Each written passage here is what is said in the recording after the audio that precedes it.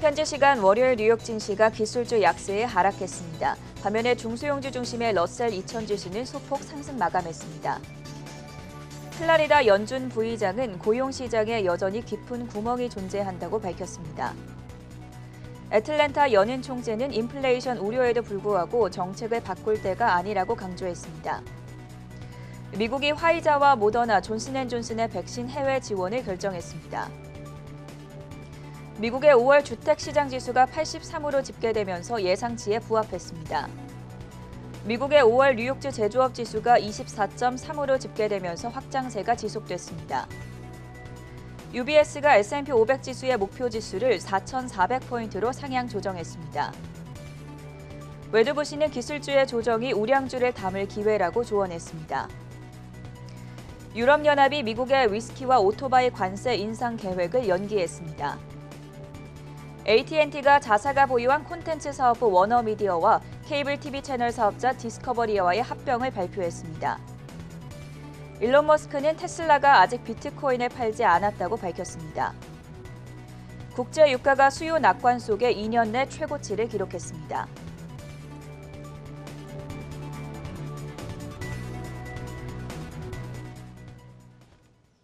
네, 시청자 여러분 안녕하십니까? 5월 18일 화요일 글로벌 이슈투데이의 전세원입니다. 30분 전에 마감한 현지 시간 월요일 뉴욕 증시 3대 지수 모두 다 하락으로 한 주를 출발했습니다. 부진한 월요일 장세를 나타냈는데요. 자세한 글로벌 마감 시황 박고은 외신캐스터가 전해드립니다.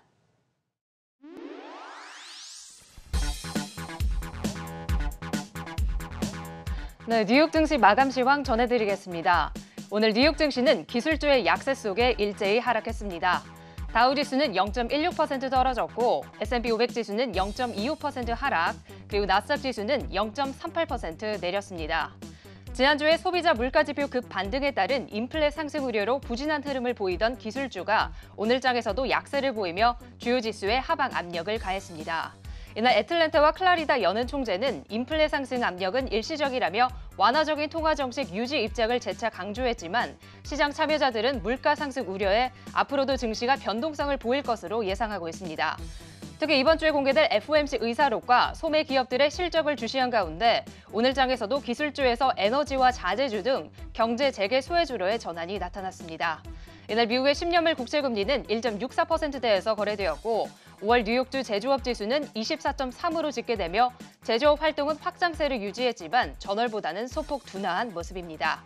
업종별로 자세히 살펴보면 오늘 장에서는 커뮤니케이션주와 기술주가 부진한 흐름을 보였고 반면에 에너지주와 자재주는 상대적으로 선전했습니다.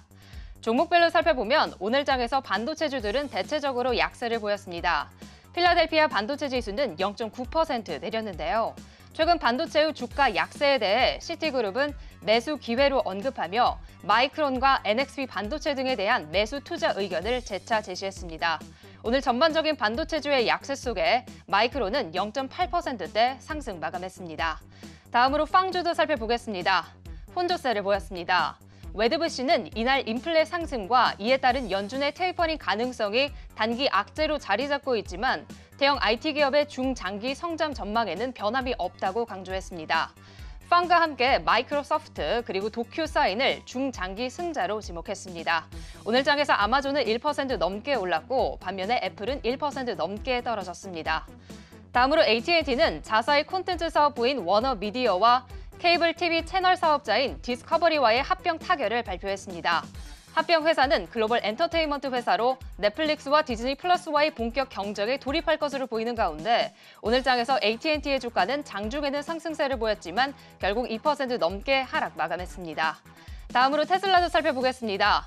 이날 빅쇼츠의 마이클 버리는 1분기 말에 5억 3천만 달러의 테슬라 주식에 대한 공매도 포지션을 공개했습니다. 오늘장 테슬라의 주가는 2% 넘게 떨어졌습니다. 한편 비트코인의 가격은 일론 머스크 테슬라 CEO의 발언에 등락을 지속했습니다. 앞서 테슬라가 보유 중인 비트코인을 모두 처분할 수 있음을 시사하면서 비트코인의 가격은 43,000달러 아래를 내려가기도 했지만 그 이후에는 테슬라의 비트코인 보유분을 매도하지 않았다고 해명했습니다. 현재 비트코인의 가격은 44,000달러대에서 거래되고 있습니다. 한편 비트코인을 대량 매수한 마이크로 스트래티지는 비트코인이 장중에 3개월 내 최저치로 하락세를 보인 가운데 6%대 내렸습니다. 마이크로 스트래티지는 약 50억 달러 규모의 비트코인을 보유하고 있습니다. 또한 코인베이스 역시 비트코인의 하락으로 3% 넘게 떨어졌습니다. 다음으로 에어비앤비는 IPO 이후 보호 예수 해제, 이른바 락업 해제에 따른 매도 물량이 출회되며 하락세를 보였습니다. 오늘장 에어비앤비는 6% 넘게 내렸습니다. 다음으로 유럽의 자동차 업체인 스텔란티스는 대만의 폭스콘과 전략적인 파트너십을 발표할 예정이라는 소식이 전해졌습니다. 스텔란티스로 합병되기 전인 작년에 피아트 클라이슬러는 폭스콘의 모 회사와 전기차 합작 회사를 설립해 중국에서 전기차를 만들고 인터넷 커넥티드 차량 개발 계획을 밝힌 바 있습니다. 오늘장 스텔란티스는 1% 넘게 올랐습니다. 다음으로 유럽으로 넘어가 보겠습니다. 유럽 주요국 증시는 인플레이션 우려를 주시한 가운데 하락세를 보였습니다. 독일 닥스 지수는 0.13% 떨어졌고 영국 증시는 0.15% 하락, 그리고 프랑스 캬크 지수는 0.28% 내렸습니다. 마지막으로 상품 시장도 보겠습니다. 국제유가는 미국과 유럽의 코로나 봉쇄 완화에 따른 수요 회복 기대감에 상승세를 보였습니다. 또한 달러와의 약세도 유가 상승에 긍정적으로 작용했습니다. WTI 가격은 1.4% 오른 66달러 선에, 그리고 브렌트유는 1.1% 오른 69달러 선에 거래되었습니다. 그리고 금 가격은 미국 국채금리를 주시한 가운데 상승세를 보였습니다. 오늘장 금 가격은 1.6% 상승한 1,867달러 선에 마감하며 3개월 내 최고치를 기록했습니다. 오늘장 마감 시황 전해드렸습니다.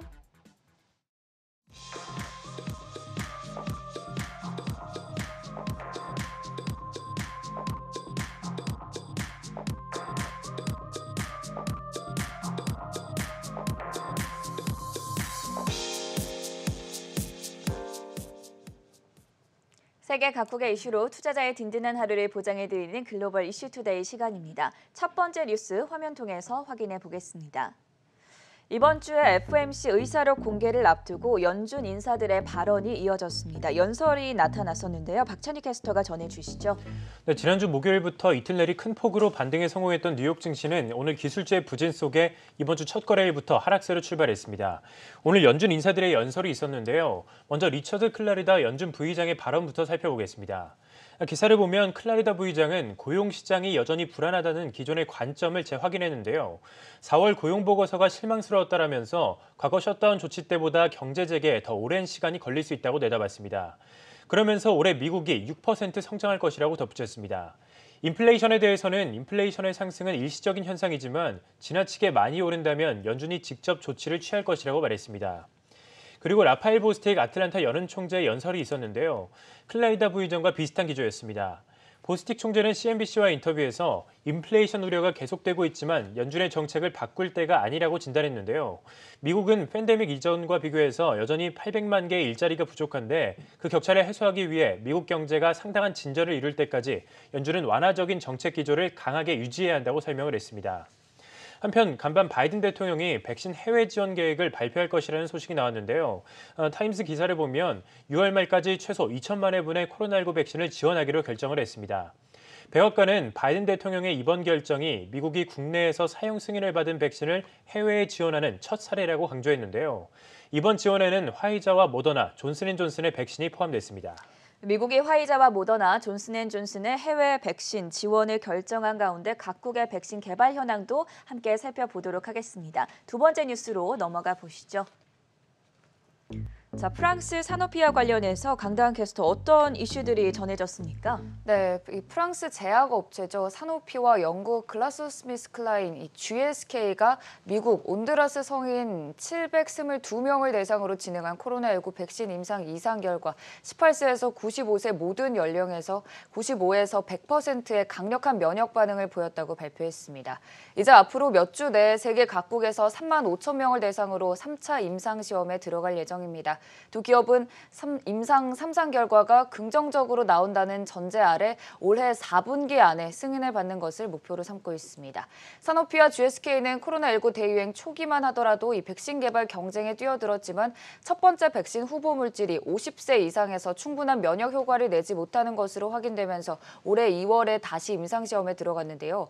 사노피는 계절성 독감 백신 제작에 사용하는 제조합 DNA 기술을, GSK는 면역 반응을 강화하는 추출하는 첨가 물질을 각각 활용해서 백신을 개발하고 있습니다. 확실히 이제 미국에 이어 유럽 쪽도 백신 접종이 상당 부분 진행된 모습입니다. 유럽연합 EU 내에서 3명 중 1명은 코로나19 백신 1차 접종을 받은 것으로 집계됐는데요. 우르줄라 폰데어라이엔 EU 집행위원장은 EU는 코로나19 백신 2억 5천만 회분을 공급받았고 이 중 이번 주말까지 2억 회분이 배분된다면서 7월까지 EU 내 성인의 70%가 희망한다면 1차 접종을 받을 수 있을 것이라고 밝혔습니다. 이제는 백신을 얼마나 많이 확보하느냐가 관건으로 보이는데요. 세계보건기구 WHO 사무총장까지 나서서 화이자, 모더나 등 제약사들에게 코로나19 백신 공동구매 프로젝트인 코백스에 대한 백신 공급을 앞당겨달라고 촉구했습니다. 기사를 보면 구체적으로는 화이자의 약 4천만 회분의 백신을 하반기에 그리고 모더나에는 2022년 공급하기로 약속한 백신을 올해 이용할 수 있게 해달라고 요구를 한 상황이고요. 코백스의 주요 공급처인 인도가 최근 코로나19 확산으로 대부분의 백신을 수출하는 대신 현지에서 사용하면서 공급이 부족한 데 따른 것입니다. 현재 WHO가 승인한 백신은 미국 백신은 화이자, 모더나, 얀센과 영국 백신 아스트라제네카 그리고 중국 백신은 시노팜인 점을 확인할 수 있습니다. 백신과 관련한 구체적인 소식들 전해드렸고요. 세 번째 뉴스 넘어가 보도록 하겠습니다. 앞서 오프닝에서도 전해드렸지만 미국 통신업체인 AT&T가 워너미디어와 디스커버리와의 합병을 발표했습니다. 박찬희 캐스터, 아무래도 동영상 스트리밍 업체들의 경쟁이 더 심각해지지 않겠습니까? 네, 맞습니다. 영화사 워너브라더스와 미국 케이블 채널 HBO를 보유하고 있는 통신사 AT&T가 케이블 TV 채널 디스커버리와의 합병을 발표했습니다. 두 회사는 단일 스트리밍 업체를 만들기로 합의했는데요. 기사를 보면 두 회사의 합병으로 해리포터, 배트맨 시리즈를 보유한 영화사와 디스커버리 채널의 자연과학 수요가 합쳐진 막강한 동영상 스트리밍 업체가 탄생했다고 보도했습니다. AT&T는 18년도에 타임워너를 인수해서 워너미디어를 출범했지만 넷플릭스의 등장으로 기대에 못 미치는 성과를 냈습니다. 이에 넷플릭스, 디즈니 플러스와 경쟁할 수 있는 스트리밍 서비스를 만들기 위해서 디스커버리와 합병을 추진했는데요. 새로 출범하는 스트리밍 회사는 디스커버리 데이비드 제스레브 CEO가 맡게 됐습니다. 월가에서는 새로운 회사가 내후년까지 520억 달러의 수입을 올릴 것으로 보고 있는데요. 내년 중반까지 디스커버리 주주들과 미국 규제당국의 승인을 얻을 것으로 기대하고 있습니다. 하지만 아직 갈 길은 멉니다. 현재 AT&T와 디스커버리의 스트리밍 서비스 가입자를 합치면 1억 6천만 명 정도 되는데요. 반면 넷플릭스의 가입자 수는 2억 7천만 명에 달하고 디즈니 플러스 역시 1억 명이 넘습니다. 뿐만 아니라 AT&T는 아마존과 애플과도 경쟁해야 하는데요. 스트리밍 서비스 업계가 더욱 치열해질 전망입니다. 오늘 합병 소식에 AT&T의 주가는 장 초반 급등하면서 신고가를 경신하기도 했는데요. 이날 증시 부진 속에 최근 상승분에 대한 차익 실현 물량이 쏟아지면서 결국 2.7% 하락 마감했습니다. 그리고 넷플릭스와 디즈니도 경쟁사의 등장 소식에 일제히 하락했는데요. 넷플릭스 0.9%, 디즈니 2% 빠졌습니다. 여기에 컴캐스트 역시 5% 넘게 급락하면서 마감됐다는 점까지 짚어드리겠고요. 네 번째 뉴스 체크해 보도록 하죠. 역시나 오프닝에서 전해드렸던 내용입니다. 천정부지 철강 가격에 대해서 짚어볼 텐데요. 먼저 유럽연합이 미국산 위스키나 오토바이 관련 품목에 대한 관세 인상 계획을 연기하기로 발표하지 않았습니까? 네, 그렇습니다. 유럽연합 미국산 위스키 그리고 오토바이, 보트 관련 품목에 대한 관세 인상 계획을 연기하기로 미국과 합의했습니다. 미국과 EU는 도널드 트럼프 전 대통령 때부터 관세 분쟁을 벌여왔는데요. 2018년 3월 트럼프 전 행정부가 국가 안보를 이유로 EU에서 생산된 철강의 25%, 알루미늄의 10% 관세를 부과하면서 관세 분쟁이 시작됐습니다. EU는 철강과 버번 위스키, 할리데이비슨 오토바이, 청바지 등 28억 유로 상당의 미국산 제품의 관세를 50% 인상하는 보복에 나설 예정이었고요. 다음 달 1일부터 시행을 앞두고 있었는데요. 극적으로 10일 전에 협상에 나섰습니다. 또 미국과 EU는 글로벌 철강 그리고 알루미늄 산업을 해결하기 위한 공식적인 논의를 시작할 것이라고 말했습니다. 여기에는 중국의 과잉 생산으로 인한 금속 가격 하락, 그에 따른 문제도 포함됐는데요. 관세 인하 협상 소식에도 US 스틸, 클리브랜드 클리프, 다이내믹스 등 미국의 철강주는 계속 강세를 보이고 있습니다. 철강 가격 상승과 경기 회복에 따른 철강 수요가 철강주 상승의 두 가지 주요 요인으로 지목됐는데요. 실제로 철강 가격 상승, 수요 증가가 관세 요인보다 주가에 미치는 영향이 훨씬 큰 것으로 시장에서는 풀이되고 있습니다. 유럽과 미국의 관세는 철강 산업에서 가장 중요한 관세가 아니라는 인식 때문인데요. 중국이 세계 철강 생산량의 약 55%를 보유한 세계 최대 생산국이기 때문입니다. 전 세계적으로 중국산 철강을 겨냥한 각종 관세, 반덤핑 관세는 여전히 시행되고 있고 있고 일단 미국과 유럽도 철강 가격 상승과 관련해서 중국에게 책임을 물을 것이라는 입장을 밝힌 바 있습니다. 실제로 중국의 경우 정부가 오염 억제를 위해 연간 생산량을 축소할 방침을 밝혔음에도 지난 4월 철강 생산량은 또다시 역대 최대치를 기록하는 상황인데요. 이와 관련해서 이 주가 흐름을 보면은 철강과 관련된 주가 흐름 최근 들어서도 강세 보이고 있고요. 1년 기준으로는 134% 상승했다는 점 확인할 수 있습니다. 그래도 대체적으로 이번 미국과 유럽의 관세 합의, 조 바이든 대통령이 첫 외국 방문 일정으로 다음 달 중순 유럽을 방문해서 정상들을 만날 예정인 가운데 이루어져서 주목되는 상황입니다.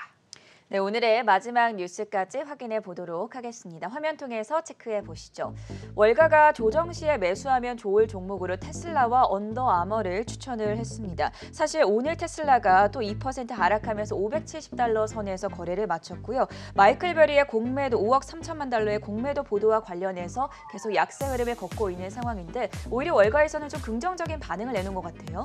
네, 맞습니다. 최근까지 뉴욕 증시는 주간 단위로 대규모 매도세가 이어지면서 부진한 모습이 이어졌는데요.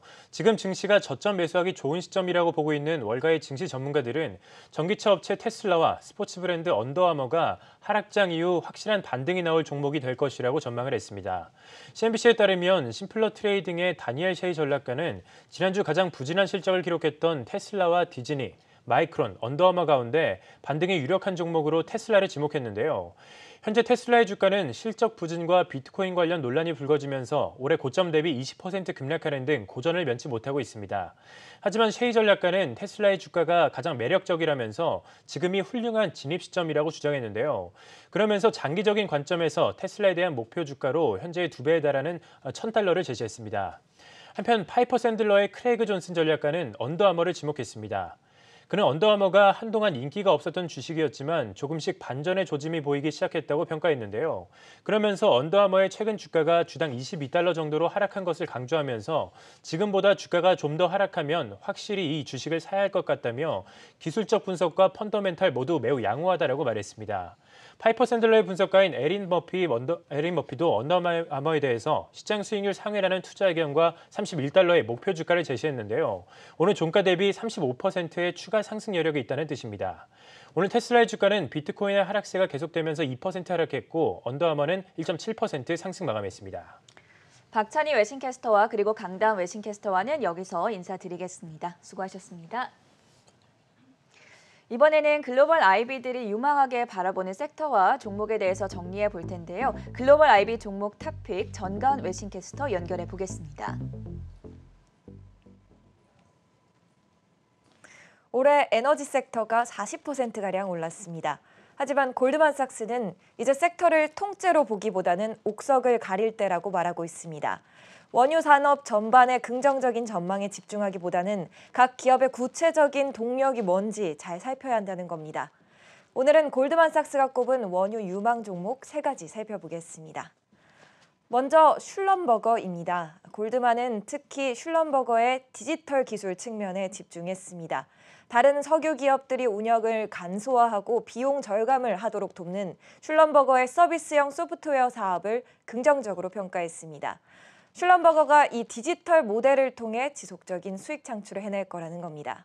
이 부문에서 슐럼버거는 벌써 약 $20억 달러의 매출을 내고 있습니다. 골드만삭스는 2025년까지 이 매출이 $38억 달러가 될 거라고 전망하며 목표가 $38 제시했습니다. 다음은 엑손모빌입니다. 회사의 비용 절감 능력, 또 수익에 집중하는 운영 방식, 탄소 절감 관련 투자 등의 요소를 긍정적으로 봤습니다. 작년 4월 코로나로 인해 전 세계 원유 수요가 감소한 적이 있죠. 이때 엑손모빌은 과감한 비용 절감을 해내면서 배당금을 유지할 수 있었습니다. 또 탄소 배출 기술을 포함한 저배출 에너지 기술에 $30억 달러의 투자를 약속한 점도 매력적이라고 평가받았습니다. 세 번째 종목은 대번 에너지입니다. 운영과 배당 두 분야에 강점이 있다고 봤습니다. 골드만삭스는 브렌트유 선물 가격이 내년에 $75를 돌파하면 대번에너지의 수혜가 기대된다고 말했는데요. 혹시 오히려 가격이 내리더라도 대처를 가능한 회사 운영력을 좋게 봤습니다. 또 회사의 변동 배당 구조가 주기적인 현금 수익률을 가져올 거라며 배당을 지속적으로 유지하면서 투자자들의 신뢰도 얻을 수 있다고 평가했습니다. 지금까지 골드만삭스가 꼽은 유망한 에너지 종목들 소개해드렸습니다. 네, 현지 시간 월요일 뉴욕 증시 기술주 약세가 이어지면서 3대 지수 모두 하락하면서 한 주를 출발했습니다. 부진한 시장에 대한 좀 더 자세한 분석 들고 저희는 잠시 후 굿모닝 투자의 아침으로 찾아오겠습니다.